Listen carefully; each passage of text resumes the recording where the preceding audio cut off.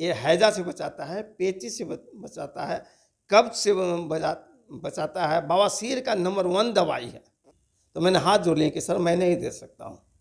अब हमें bill power मिला कि एक मेडिकल कॉलेज के आदमी कह रहा है कि पाइल्स का दुनिया के नंबर 1 दवा है। कंद मिला जो ओल था, तो उसको उबाल के खिलाने के बाद उनका भूख मिटा। हमारा 1.25 कुंटल से 7.5 कुंटल तैयार हुआ। 2001 तक में मोटा मोटी मैंने 33 व्यंजन पे काम, दोनों आदमी मिलकर इस पे काम शुरू कर दिया। उसके बाद हमें किया गया राष्ट्रीय कांस्य पदक से। उसके बाद 2013 में हमें। नमस्कार, आप देख रहे हैं लाइव बिहार, मैं आपके साथ रूपम। आज मैं एक ऐसे शख्स से आपको मिलाने जा रही हूं जिन्होंने समाज में एक मिसाल कायम किया है। उन्होंने एक ओल की खेती की है। दरअसल आपको मैं बताना चाहूँगी कि एक मूवी आई थी, बहुत पहले मूवी आई थी। वो मूवी आपने अगर नहीं देखी होगी तो आपके मम्मी पापा किन्होंने भी वो मूवी देखी थी। दरअसल ये मूवी जो थी मदर इंडिया की एक मूवी आई थी और उसमें लास्ट में नरगिस ने अपने बच्चों को बचाने के लिए ओल का उपयोग की। ओल बनाकर अपने बच्चों को खिलाई। जब पूरा बाढ़ का माहौल आ गया था, खाने पीने के लिए कुछ भी नहीं था, और उसके बाद भरण पोषण की ओल खिलाकर। उसी समय एक हमारे साथ जो शंकर किशोर चौधरी जी हैं वो हमारे साथ जुड़े हुए हैं और उन्होंने वह मूवी देखी। उसके बाद ही उनके दिमाग में यह आइडिया आया कि क्या इसे भी खाकर लोगों का पेट भरा जा सकता है। और इन्होंने कई नौकरियां भी छोड़ दी और उसके बाद लग गए ओल की खेती करने में।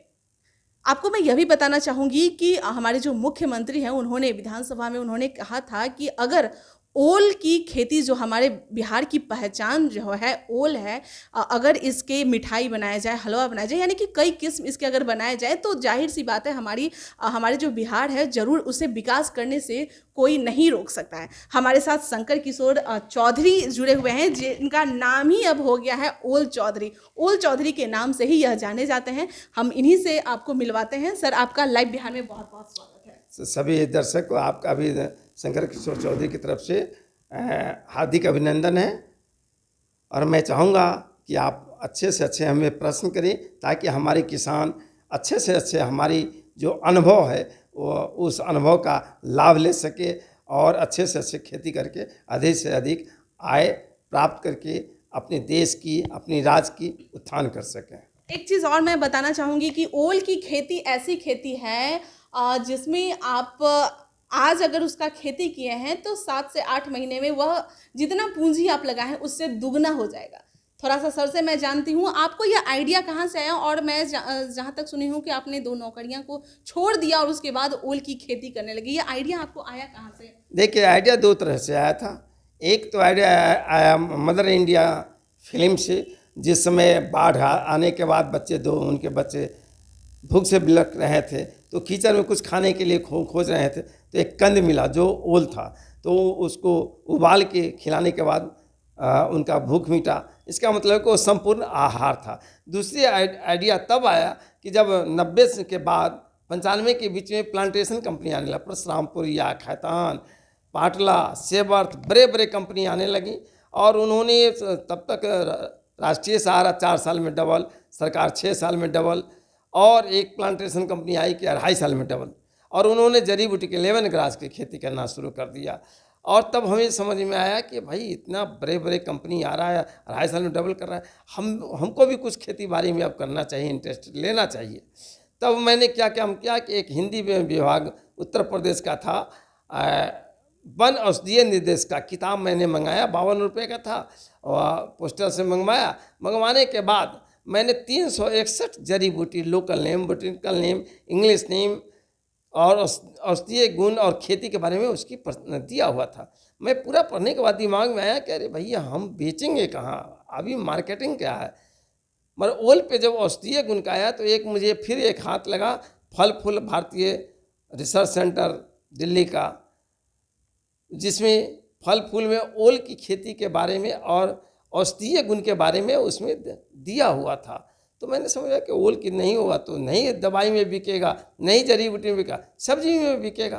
तो मैं शुरुआत किया मात्र 1.25 कुंटल ओल की खेती से, जो कि हमारे लगभग 1300 स्क्वायर फीट में लगा। और उस साल जून में लगाया, लेट हो चुका था, फिर भी हमारा 1.25 कुंटल से 7.5 कुंटल तैयार हुआ।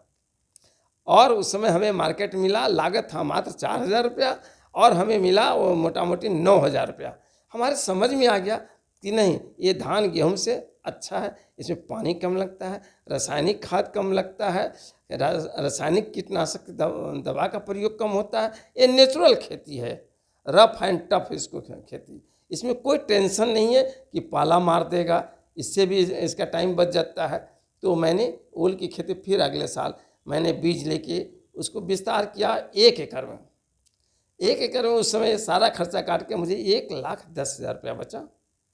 हमारी लगा कि नहीं, अब इसके बढ़ते बढ़ते फिर मैं मुजफ्फरपुर से वैशाली डिस्ट्रिक्ट में महुआ रोड में है, मानसिकपुर गांव है, वहाँ पे लगभग फूल की खेती फिर अगले साल मैंने बीज लेके उसको विस्तार किया 1 एकड़ में। 1 एकड़ में उस समय सारा खर्चा काट के मुझे 1,10,000 रुपया बचा।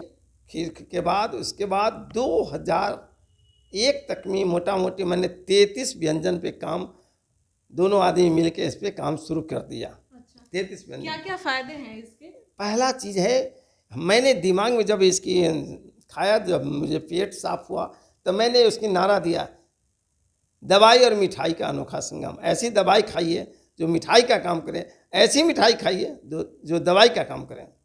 तो ये करके मैं सोनपुर मेला में 2001 से स्टार्टिंग किया। बना के ले जाते थे, 1 रुपये बेचते थे, 2 रुपये बेचते थे, कभी लड्डू हुआ था 2 रुपये बेचे। शाम में जो कभी 15, कभी 30, कभी 40, कभी 50 रुपया के बिकता था, और बच जाता था मुफ्त में बांट देते थे। बहुत लोग तो कहते हैं कि ओल गर्म भी करता है। हाँ, गर्म करता है। तो जब ये बात हुआ तब 2000 उसी दिन 4 दिन के बाद हम चले गए मेला घूमने के लिए। सवेरे उनके एमडी साहब सपरिवार 14 आदमी आने की सूचना हमको 1 दिन पहले मिल गया प्रभारी के द्वारा।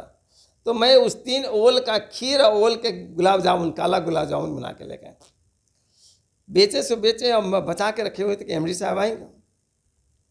पर वो धीरेन्द्र ब्रह्मचारी सिखा दिए कि देखो, अगर सर खुश हो जाए तो अगले साल स्टॉल लगेगा तो तुम आधा मांग लेना। हमने आए तो 14 आदमी आए थे, मैं 14 आदमी के ओल का खीर और ओल का गुलाब जामुन एक एक पीस दिया। वो खाने के बाद वो इतना खुश हुए, कहें कि चौधरी जी ये तो एकदम यूनिक आइटम आपका पूरे मेला का है।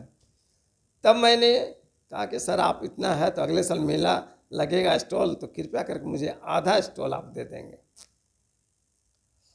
ठीक है। अगले साल फिर 2002 में मेला लगा, हमें वो अपने स्टॉल वो हमको दे दिए एक तरफ का। मैं उस साल फ्रिज भी ले गया और आइसक्रीम बनाना शुरू कर दिया, ओल का राबड़ी बनाना शुरू कर दिया। थोड़ा सा गली में था तो उस समय पहले बिकता था 30, 40, 50 रुपये के, उस अब बिकने लगा 200 से लेके हमको 400, 500 तक का बिक्री शुरू हो चुका था। पहला न्यूज एक पत्रकार थे मानपुरी जी, हिंदुस्तान के, वो जा रहे थे, उनको खिलाए। पहला न्यूज एक छोटी सी न्यूज किए और वो पूरे उस समय पूरे बिहार में न्यूज गया। और न्यूज जाने के बाद लोग आने लगे, खोज खोज के स्टॉल खोज के आने लगे। इसके बाद फिर रेल ग्राम के पदाधिकारी लोग आए और वो बोले कि आप चौधरी जी आप अभी से चलिए, आप रेल ग्राम में आपको स्टॉल दिया जाता है। इच्छा शक्ति हुई कि हम प्रगति मैदान में लगाए। तो प्रगति मैदान के लिए भी हमको चयनित कर लिया गया। बिहार भवन में वहाँ पे जो है बिहार मेला का स्टॉल लगता है, वहाँ पे हमें निःशुल्क मिला भी, कोई शुल्क भी नहीं लगा। के रूप में काम करता है, जो मित्र कीटाणु है हमारे शरीर में, वो तो हमारे सेब होते हैं, दुश्मन कीटाणु गर्म पानी से मरता है। तो हमारे पूर्वज भी जानते थे कि भादों में ओल खाना चाहिए, क्योंकि हमारे बॉडी मॉइस्चर होता है, फंगस होता है, डायरिया होता है, इससे इसको बचाता है। तो ये हैजा से बचाता है, पेचिश से बचाता है, कब्ज से बचाता है, बवासीर का नंबर 1 दवाई है। तो ये चीज़ मेडिसिनल प्रॉपर्टी पढ़ के मैंने इसको काम किया। तो इसका पहला उदाहरण मिला कि एक हम किसी को 10 रुपये में 2 रसगुल्ला देते थे, उसके बाद पैसा देने के बाद भी नहीं देते थे, क्योंकि हम जानते थे कि उनका लूज मोशन हो जाएगा, डायरिया की पोजीशन हो सकता है। एक प्रोफेसर हस्बैंड वाइफ पहुँचे, वो तोता पकड़ा के चौधरी तोता रख दिए। हम 2 पीस उनको काला जामुन दिए। 2 के बाद उन्होंने कहा कि 2 पीस और दीजिए। तो मैंने हाथ जोड़ लिए कि सर मैं नहीं दे सकता हूँ।